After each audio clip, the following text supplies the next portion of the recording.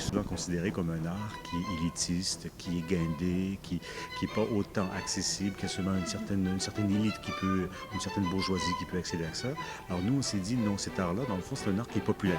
Ça a toujours été, l'opéra, un art populaire, donc que le peuple, dans le fond, peut savourer, peut goûter.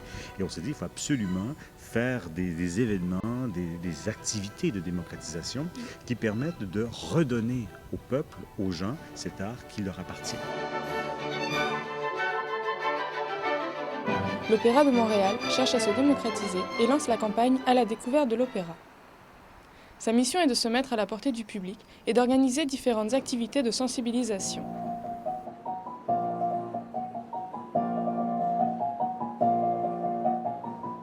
On compte parmi elles les Métropéras, une association de la Société des transports de Montréal avec l'opéra afin de promouvoir les nouveaux spectacles. Au cours de cet événement, une dizaine d'interprètes de l'atelier lyrique font découvrir aux usagers du métro les plus grands airs d'opéra, allant de Verdi à Puccini.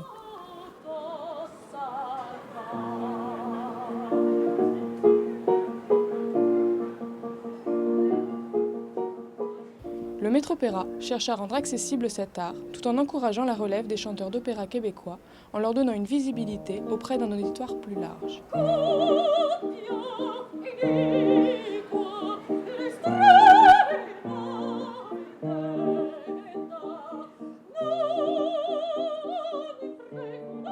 Les chanteurs et le public se retrouvent dans un décor qui change d'une salle de spectacle pour leur plus grand plaisir.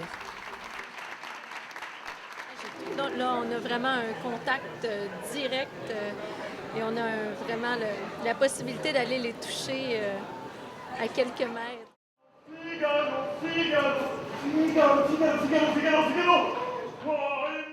L'opéra descend dans les rues pour montrer au public que cet art est ouvert à tous. Le but, attirer à nouveau les gens dans les salles.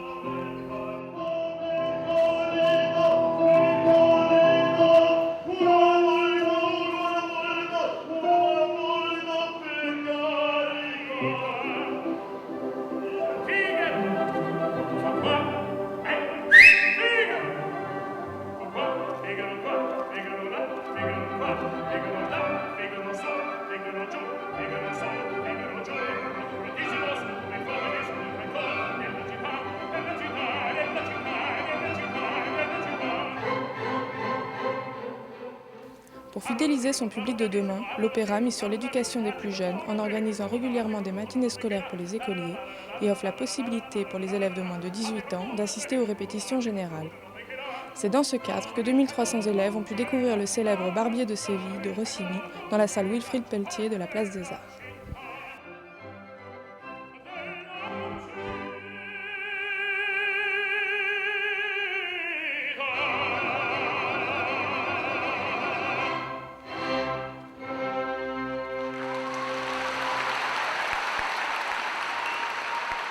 On se rend compte que dans les salles, il y a des jeunes de 18 à 30 ans qui sont là quand même, beaucoup de jeunes qui viennent.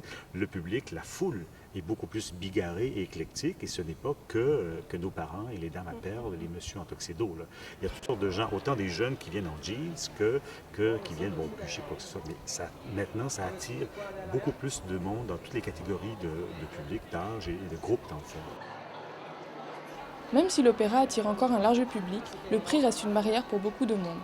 N'y allez jamais à l'opéra? Non, c'est trop coûteux, c'est prohibitif. Hélas, c'est dommage.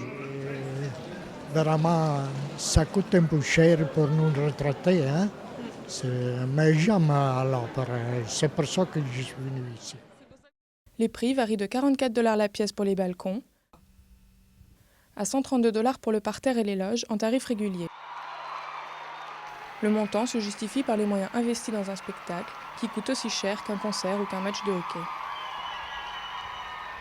L'opéra inspire encore les créations artistiques et les compositions contemporaines. Son image tente de se moderniser et de s'adapter à notre époque. L'Opéra de Montréal et la Société des arts technologiques se sont d'ailleurs associés il y a 2 ans pour créer les Technopéras. Rencontre entre DJ, VJ, musiciens classiques et chants lyriques sous la direction artistique de Mika. Faute de moyens, l'Opéra de Montréal décide de mettre fin au Technopéra.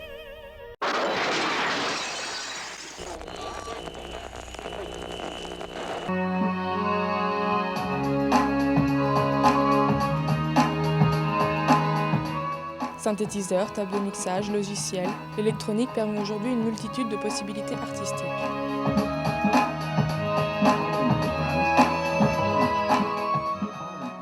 Mika et David Lapierre ont tenu à sauver ce concept en créant le théâtre Pod. Ils se sont donné pour mission de fusionner tous les arts de la scène en s'inspirant des œuvres du passé. C'est pour eux une façon d'actualiser l'art ancien en lui donnant un caractère nouveau au service de la technologie d'aujourd'hui.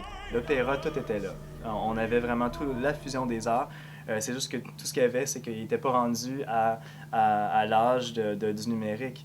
Donc moi, je vois pas comme... Je ne nous vois pas en train de réinventer la forme, c'est juste qu'il y a une extension maintenant qui ouvre la palette de possibilités. Donc autant au niveau de la mise en scène que au niveau de la musique. Donc là maintenant on a accès à des machines qui nous permettent d'avoir une infinité de sons. L'objectif du théâtre Pod est de se faire connaître du plus grand nombre en restant artistiquement facile d'accès, car il s'agit d'un nouveau genre d'opéra qui ne dispose pas d'autant de moyens qu'un opéra classique. On veut éviter l'élitisme au maximum. Parce que la plupart des compagnies d'opéra contemporains ou électroniques, parce qu'il s'en fait beaucoup de créations en musique électronique, opéra, mais ça demeure un public qui doit être connaisseur s'il veut percer cette expression-là artistique. Nous, on ne peut pas se permettre ça parce qu'on veut aller chercher le public.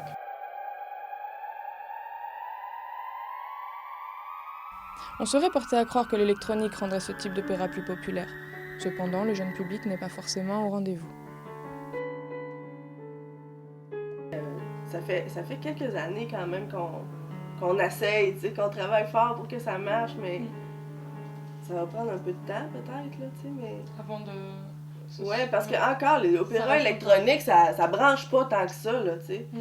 Les gens, là, il faut quand même qu'il y ait une attirance pour l'opéra à la base. Il faut qu'ils aient d'abord une éducation. Oui, je pense que oui, parce que je pense que c'est peut-être se mentir aussi, dire si on rajoute de l'électronique à l'opéra, ça va attirer les jeunes quand même. Il y a de l'opéra, là, c'est ça qui bloque, c'est ça qui bloque, tu sais. L'opéra cherche par tous les moyens à attirer un nouveau public en se donnant une image plus moderne. Mais contrairement à ce que nous sommes portés à croire, ce que recherchent les jeunes n'est pas forcément l'innovation artistique, mais plutôt les œuvres traditionnelles. Est-ce que c'est la première fois que tu viens à l'opéra? Oui. Oui? Et je pense que je vais ramener. Tu vas retourner? Oui. Moi, c'est ma première fois. Je trouve ça vraiment impressionnant. Comment ils arrivent à garder le rythme puis chanter. C'est vraiment quelque chose d'exceptionnel. C'est la première fois et j'aime beaucoup. Tu y retournerais? Oui, bien sûr. C'est vraiment quelque chose d'exceptionnel. Ouais. Moi aussi, c'est à refaire, c'est à revoir. Comme le manque de public peut à long terme provoquer des problèmes financiers importants, l'Opéra de Montréal espère que les jeunes resteront fidèles à cette institution.